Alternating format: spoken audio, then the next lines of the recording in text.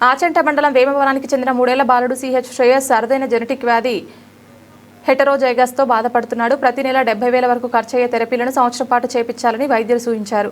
ఇప్పటికే చికిత్సకు డబ్బులన్నీ అయిపోయాయని, ప్రభుత్వం ప్రజల సహాయం కోరుతున్నామని బాలుడు తండ్రి సురేంద్ర తెలిపారు. తమ బిడ్డ ప్రాణాలు కాపాడాలని ఆయన వేడుకున్నారు. అందరికీ నమస్కారం అండి. మాది పశ్చిమ గోదావరి జిల్లా ఆచంట మండలం ఆచంట వేమవరం అండి. నా పేరు సురేంద్ర. మా బాబు 3 years బాబు ఉన్నాడు. బాబు పేరు శ్రేయస్ పాల్. తను జెనెటిక్ డిజార్డర్తో బాధపడుతున్నాడు. తనకి బెటర్ ట్రీట్మెంట్ చేయించడం కోసం మేము సోషల్ మీడియాకి రావడం జరిగింది.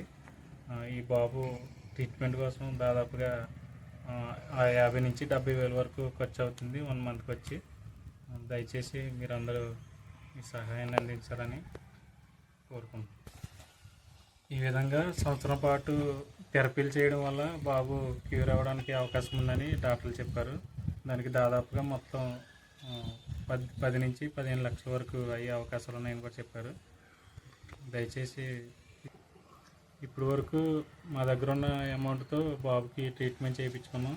ఇక ఆర్థికంగా ఇబ్బందులు ఉండి ఇలాగా సోషల్ మీడియాలోకి రావడం జరిగింది. దయచేసి మీరు అందరూ సహాయాన్ని అందిస్తే బాబు ట్రీట్మెంట్ చేయించుకుంటామని కోరుకుంటున్నాం.